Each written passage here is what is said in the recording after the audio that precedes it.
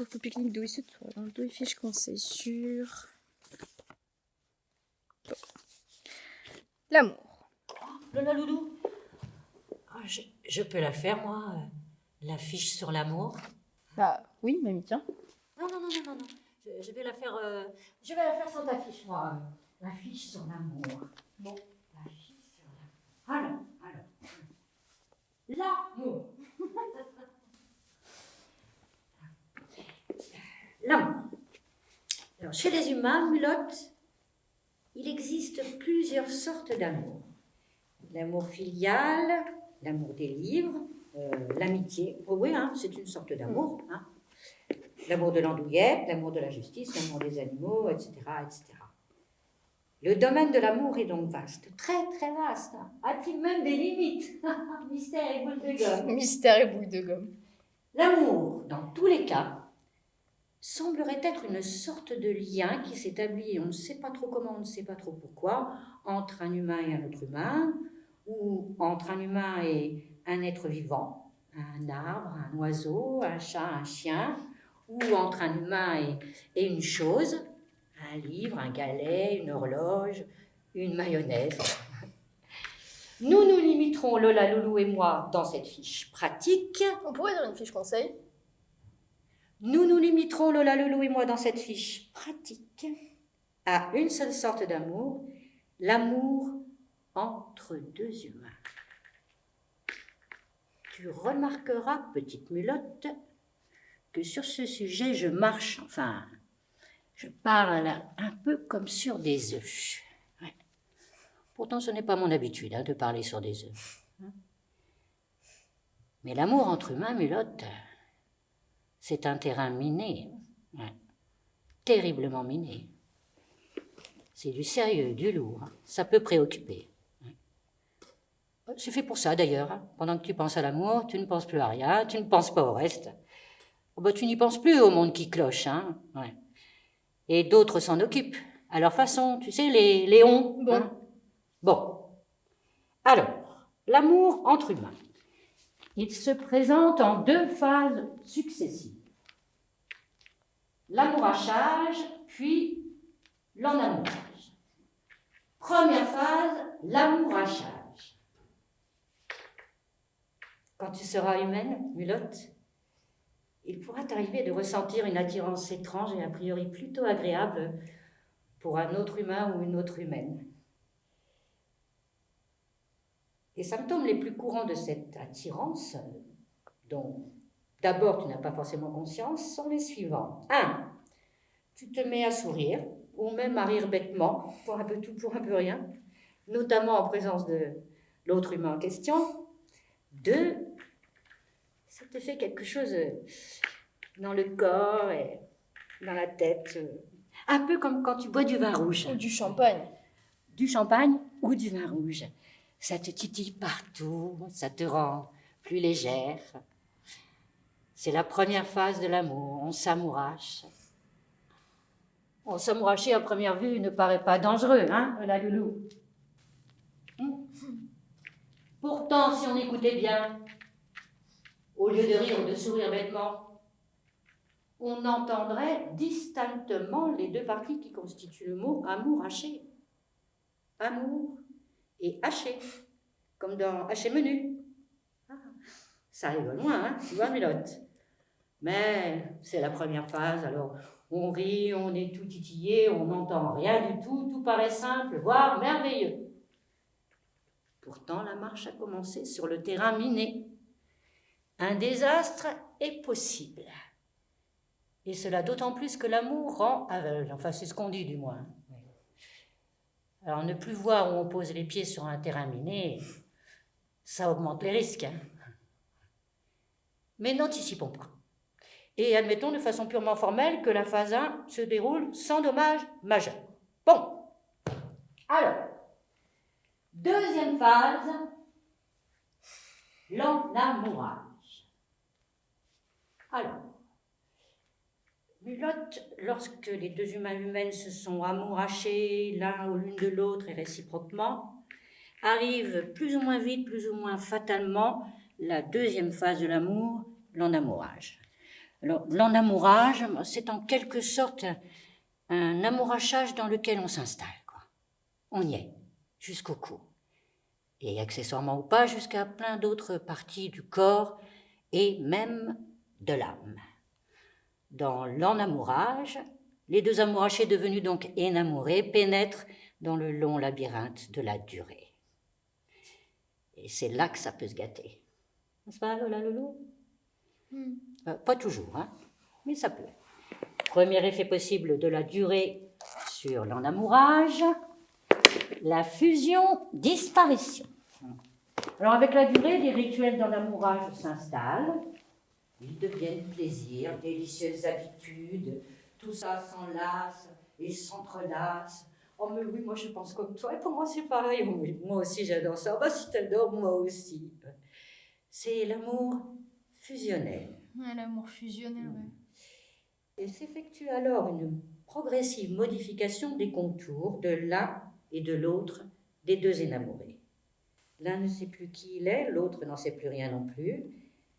L'un et l'autre, ils s'en fichent, l'un et l'autre ne sont plus rien sans l'autre, en bref, ne font plus qu'un. 1 plus 1 égale 1. Fusion et confusion. Le jeu, le tu s'absente, se transformant en un nous. Fusion, disparition, comme un tour de magie. Pfft, pfft. Quant à leur compréhension du monde, aux deux énamourés, là, alors là, dans la fusion-disparition, elle est partie à perpète. Hein. Ah ouais, non, ils ne se soucient plus de rien. C'est la fusion-disparition. Ouais. Bon, deuxième effet possible de la durée sur l'enamourage, le désenamourage. Bon. Alors le concept de désenamourage est hélas assez simple. L'un des deux énamourés se désenamoure.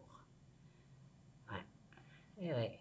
Alors, le désenamouré lâche l'encore énamouré, plus ou moins gentiment, plus ou moins brutalement, lâchage de l'un, écrabouillage de l'autre, qui n'en meurt pas toujours, et qui laisse des plumes. Ouais, qui laisse des plumes, ouais. Conclusion, Mulotte, quand tu seras humaine, attention à l'amour. Vigilance absolue.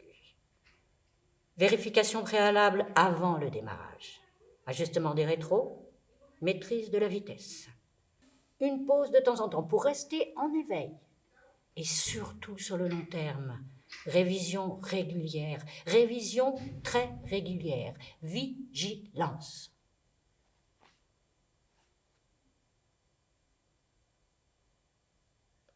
Lola Loulou?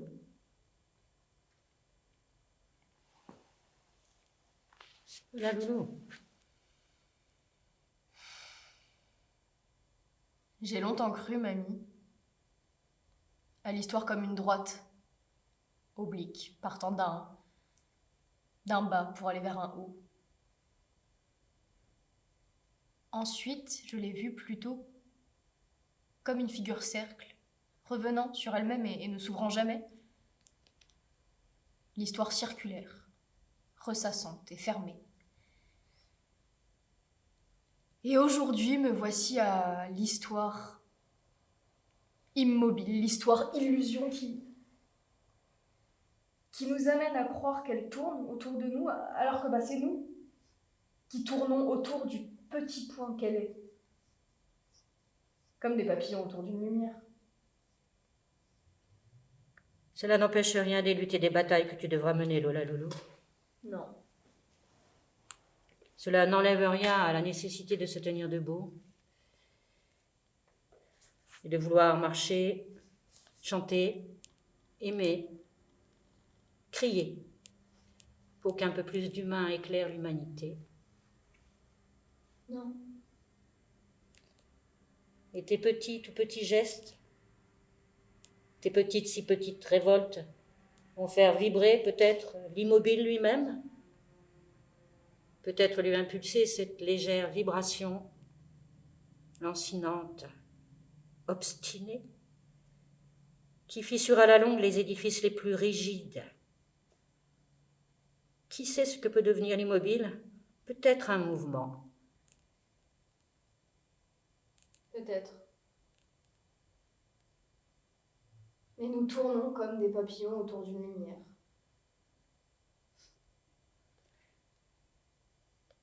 C'est étrange, Lola Loulou. Oui. Parfois, tu parles un peu comme moi, ou je parle un peu comme toi, enfin.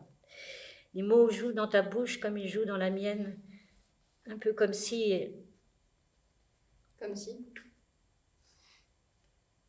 Qui sait comment s'écrit l'histoire? Apparition des rêves, affleurement des mémoires. Et toutes nos phrases écrites jetées à la poubelle qui peuvent décider malgré nous de revenir à la surface. Y dessiner les formes d'un univers obscur dont peut-être émanera, peut-être, mais ce n'est jamais sûr, une certaine clarté au fur et à mesure. Et nos mots, nos propres mots, qui s'amusent tout seuls sans rien nous demander. Et qui peuvent même parfois faire naître un grand vent qui efface les murs. Et faire surgir un ciel, une lueur inouïe, des lunes et des soleils. Un océan bruissant, des profondeurs insondables. Et une boîte vide, mamie Blanche. Une boîte vide, Lola Loulou. Rien dans la boîte. La boîte percée de trous. Aucun mulot sylvestre. Aucune mulotte au ventre blanc. Ben non, bien sûr que non. Bah non, bien sûr que non. Bon, c'est peut-être mieux. Oui, parce qu'elle n'aurait peut-être pas eu envie, la mulotte, elle, de devenir une humaine. Hein? Ni toi ni moi n'en savons rien. Là. Et nous aurions contraint cette pauvre mulotte à devenir autre chose que ce qu'elle est. Comme le font tous ces humains qui décident à la place des autres, qui modifient, qui éreintent les mondes qui les entourent, et qui découvrent après des siècles d'aveuglement que les arbres ont des racines. Puis que les racines, elles communiquent entre elles. Oui, qu'elles se disent des trucs, et qu'elles le disent aux branches, qu'ils le disent aux oiseaux, qu'ils le disent aux mulots, qu'ils le disent... Ils découvrent que les abeilles ont du bon, que l'animal ressent, redécouvre plutôt. Parce qu'il y en a eu des humains bien avant nous qui percevaient, qui entendaient, qui respectaient, qui comprenaient. Mais ceux-là, on n'a pas su, pas voulu lire leurs signes. Et on les a gommés de notre histoire, effacés de nos mémoires. Et ce qu'on fait taire se tait. Rien dans la boîte. Pas de mulotte. Pas de mulotte. Rien dans la boîte.